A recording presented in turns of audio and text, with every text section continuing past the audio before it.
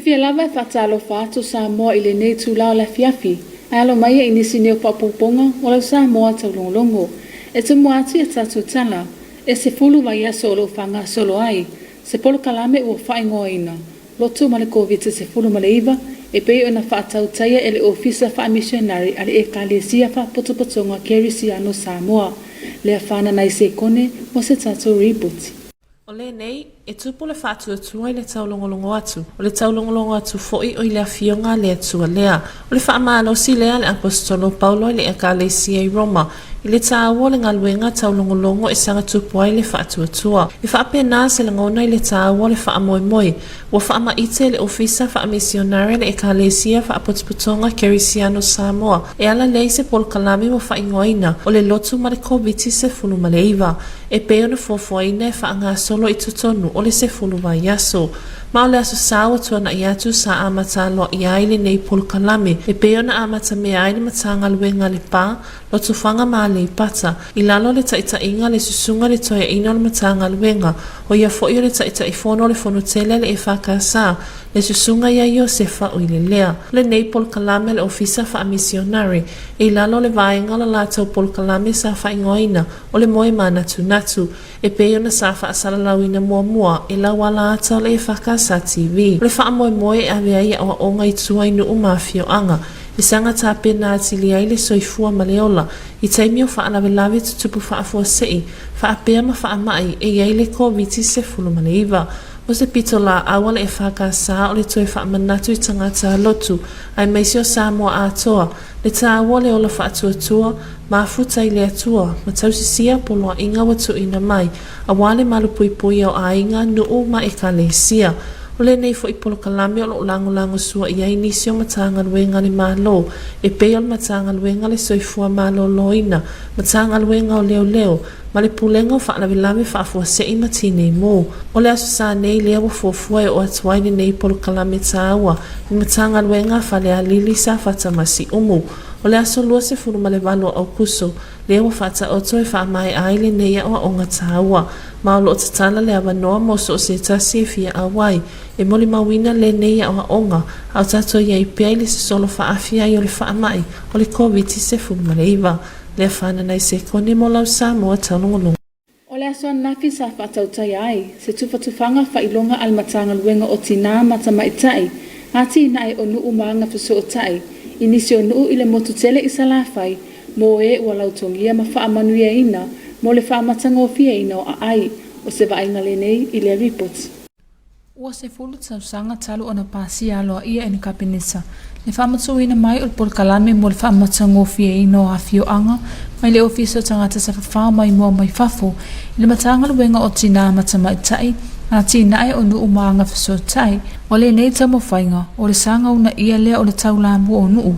Le tawala atu isui o nuu masui tamaitai o nuu. Le whaamautu wina o le manolauti o Samoa la le lei. O le polkalame o le whaamatanga o fiaina o Samoa o le lua whenua sfurtasi. Sa whaatino ina le lau ngā tonu I mo le motusele I sa la whai I le aswana nafi. Sa mataina I sauni ngā lotu sa taitaina I le tausi matanga luenga a tafua. Le susunga I le whawhianga inga I a ngā taimasau. Mo sina upu whaamalo si au. O le sini au tu o le matanga luenga o le whalelei o ati nai. E au fia ai tangata uma. Whalelei a tau nuu ngā usia o tamau ainga. Maanga fisota I mo nuu mafio anga. O porkalame whaawau a matanga luenga o se tamu whainga ina ia sanga una ia pea. Le whaamatanga o fia ina o afio anga. Ai maisi o le tausisia o le tunga mala utele o le tatou watu nuu. Sa sau noa le afionga o le minister matanga luenga o tina matamaitai. Afionga le o talaki la mota selesio. I le aunga ma le whaamoemoe. Ma le whaamawhaina o le autu o le asu tau wala mai I e na lautongia mo le whaamoemoe tāua. O le whaamoemoe ma le autu o le nei aso. O le tō laulauina leo fia aunga teitasi. O lautongia I le tau vanga o le whaamatanga fia ina o ai o afio anga. Mo le tau sanga lua olu tasi. Lua olu lua. O le se fulu nei o tau sanga talu le whaafoina I le tanga luenga o tilam tamaita. Ati la o nuu maanga fisotai le nei polo kalame. O se tamu whainga e whaamalo si au atuai e fio anga. Ina ia sanga whaamautu ina le manu lauti o le nei polo kalame. O Samoa la le lei e tu malu si manga. e whaawai lunga o whainga anu le lei mare mau popo. O le nei porokarame o le ngā luenga whaawau, ina ia turi matangau pēr soifua tu malau tele. Ia whātu mawina la leo lau whanua lanu lau awa, mare sio manga mau. O le afio anga o iwa I whaasale le anga sa tūlanga mua I sele. O le afio anga manase sa tūlanga mua nu ula iti. Sa ia whaapopo fo I le manu lau ti o le nei wha moe. Wa whaatau nu uina I le nei por kalamita wa I nu mafio anga. Ma le whaatūlanga ina o nu satu ese ina I nu utatele manu ula iti o Samoa. Ai o le nau ta inga o le tato malo. O le whaunga ina o tato wala oa. Ma tato malo si whale nuu. Whalea e tātou si o manga, ina ia maua e tātou le soifua malolo ina whai pia. Lau whapea lea, whamalo inu o umasa awai le tau wanga, ai meise lātou wa lau tongia. Whamalo at fwoi pūle ngā lu, I ona vaenga ese. Ona o tau sao I le nei whamoe, mai whaftai atuai malo tau langolango ina o le nei porokalami tā ua. O le tamaita I pule sili I a Dr. Mema Motusanga sa ngafa ma le tufaina atu aloa ia. O mea alofa tau se leni I suia nuu ma sui tamaita I o nuu walautongia mo lefa moe. Sa wa aia ma le loto fia e sa awai I lefa moe. Ma fōlinga wa aia o le fia. Ona sa tofu tupe uma e sa awai. Ma tusi pasi e wha maonia ai le nei wha moe ta ua. Tabtailo ki tiona mo lau Samoa Taulogologo. O le poana tau nu wai I Wanda, le afionga I le tamaita I palimia I afia me nao me mata afa, a wale awa yatu mo le urua I taimi, I se fonotanga taitai on malo o tau pulenga, o se ripoti le nei, mai alea whana nai sekuni. O tau no nei le afionga le tamaita I palemia le afionga I afia me na o mi mata afa. I Rwanda I Afrika, I se whanotanga taitai o le malo le tau pulenga, e lima se whono ma le wha atu no o ono awai le nei whanotanga, ma e ta I lua tau sanga ma wha atau taia. O le nei whanotanga e tala noa I nai awala, e ngā lulu e wha atasi ai malo au wha atasi, e tu wha atasia nisi o fuafuanga ma awala, awale anga I luma o atu no, ma nisi o lu I tau ma wha fita auli, ina ia suia ni awala e mawai se manuia o atu no utaitasi, lea whana nei se kone mo lau Samoa Taulogologo. Ma o se wainga le nei I lau tala le tau, mo le po nei ma le asoa tai au. E toi whatalo whatu Samoa lo mai monga le nea fiafis whapoponga masani le nea lo tala le tau. Wainga le tatalite la o le nei, o se wainga o mawala lo ofiti ai le atu no. Hata whawhanua le tau o su o savile o le baitu I lau o lo afia I Samoa, mai au matimu e afia I le atu no. Tala le tau mo wenga o mo Samoa po nei, I ta ulwa vasolai timu whaapea nei William Whaititili. Mo le solulu o le ta ulwa vasolai nei timu I taimel tai au, whaasolai na mātele ina langi le aso. Tala le tau mo o ngā sami umar po nei me le so tai au, e angi sa vile baitu e lau, po sa vile mai mātu I sae. E sfuli mga 2 kilomita le tula, o ngā lo tasi desman 5 mita. Tala le tai o le so tu imal tai 2 minute te el tasi lwa beau, pele el mai 2 minute te el fitu. So tu itu sfulu 2 minute lua le oli on toi pele ele lo tai toi 3 minute le valu le fiafi. La so el la toi sfultasi minute le fitu atai au, fa mai mongo toi fulu 2 minute te ele ono le fiafi. O se ripoti le nal tau Samoa le nea fiafi se ision fa poponga le so atai au, Manuel Poto fa soifua. Ma le awhaesi na tātou malolonga pupu o na tue taliu mai lea mo ngangana wha Britania. We're going to have some short commercial break, then we'll be back.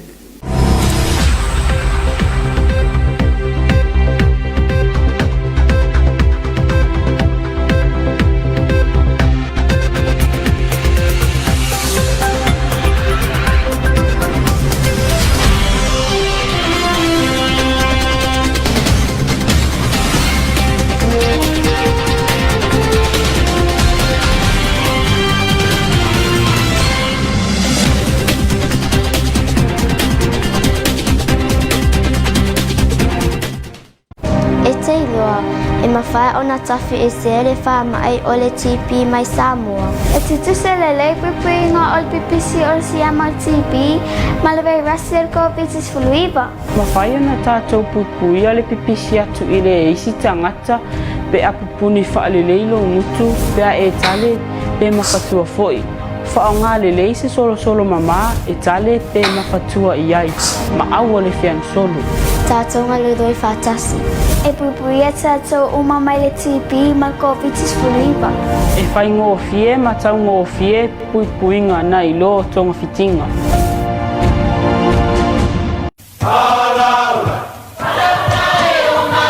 Awane e misia lunga lo wala ata le EFKS TV. I po so lua vai aso taitasi le pol kalame ba ili le anto ponopona le afo le valu le afiafi.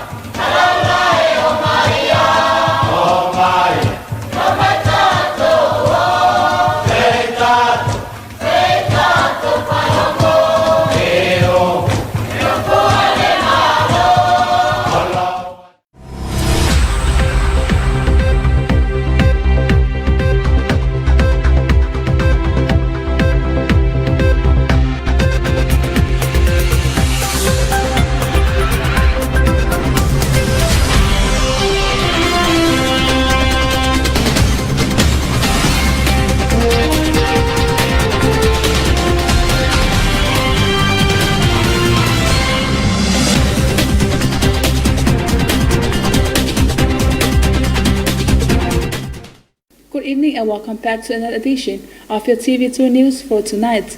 Leading our bulletin, the Ministry Department for the Congregational Christian Church Samoa is running its awareness program for 10 weeks called Church and COVID-19. Therefore, Naise Kone for this report.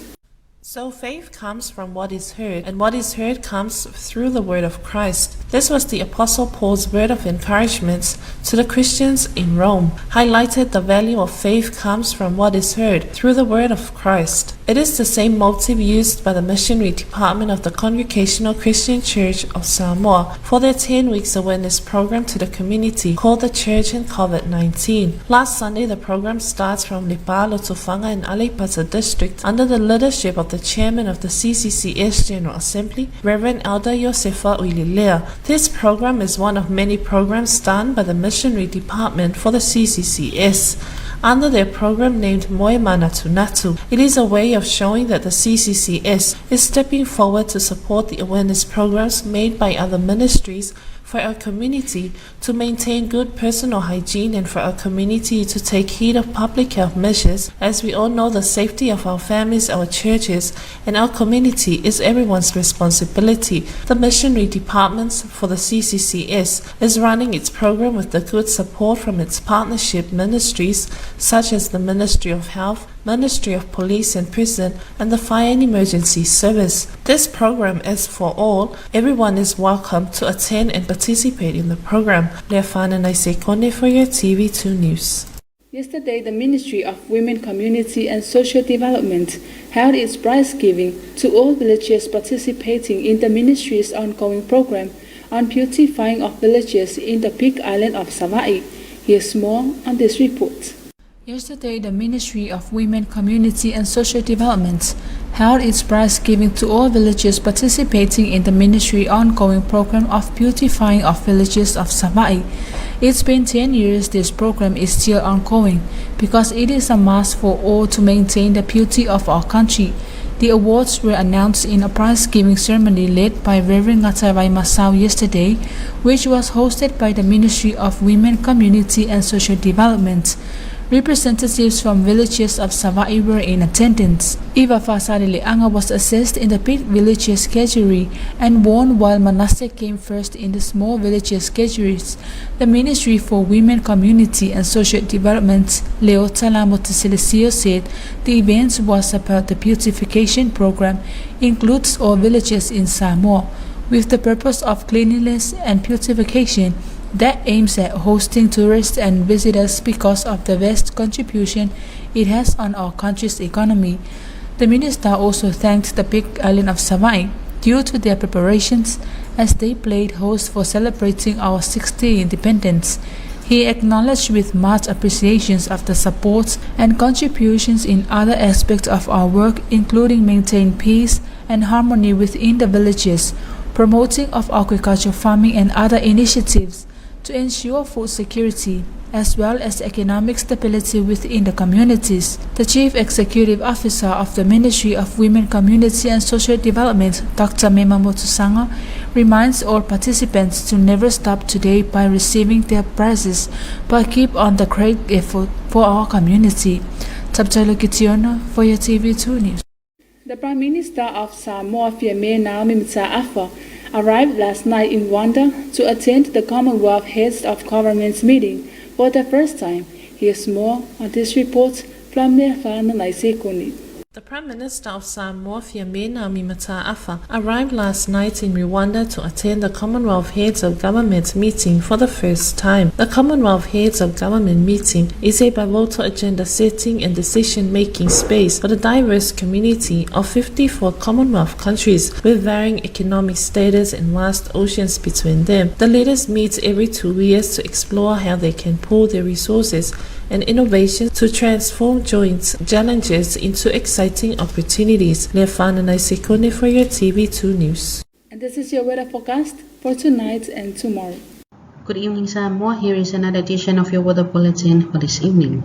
Satellite imagery of this afternoon indicates low-level clouds affecting the islands. From over the map, a moist northeast wind flow prevails over Samoa, providing clouds and showers for the islands. Forecast for all parts of Samoa tonight: brief isolated showers with a few thunderstorms. For Wednesday, few isolated morning showers, then becoming mostly fine later on. Forecast for all marine waters tonight and tomorrow: northeast winds of 15 to 25 km per hour, waves of 1.5 to 2 meters. And the tide table: high tide will be at 22 minutes past 1 early morning, low tide at 29 minutes past 7 tomorrow morning. Tide expected to be high again at 19 more minutes to 2 in the afternoon, and low tide again at 3 more minutes to 8 in the evening. Sun will rise at 11 minutes to 7 tomorrow morning and will set at 8 minutes past 6 in the evening. And that is all we have for you this evening, Samoa. Until tomorrow, good night. And that is the conclusion of your TV2 News for tonight. Special acknowledgement to the Samoa Water Authority for supporting your TV2 News. Until then, good night. Maulefai ungale nao lau Samoa Taulogologo ile nei fiafi, imamoli la ngangal whaktai ile pūlenga o suawai o langlango ina o lau Samoa Taulogologo. Amanuia whaasausaunga le fiafi tō whasoifua.